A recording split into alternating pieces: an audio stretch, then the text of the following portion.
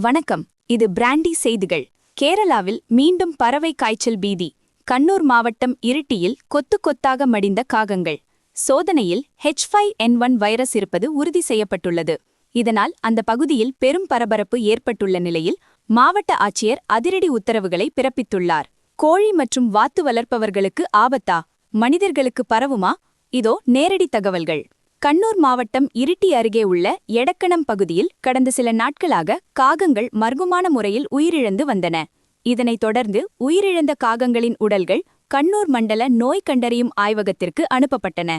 ஆய்வக முடிவுகள். ஆய்வின் முடிவில் அந்த காகங்களுக்கு H5N1 எனப்படும் அதிவேகமாக பரவக்கூடிய பறவை காய்ச்சல் இருப்பது நேற்று ஜனவரி 18, 2026 உறுதி செய்யப்பட்டது.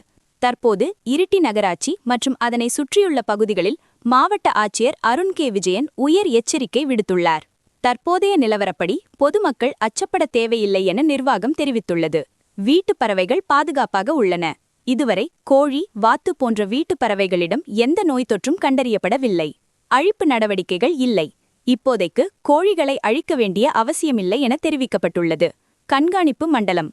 இதுவரை நோய் பரவல் மண்டலம் என எதுவும் அதிகாரப்பூர்வமாக அறிவிக்கப்படவில்லை. அரசு வெளியிட்டுள்ள முக்கிய வழிகாட்டுதல்கள்.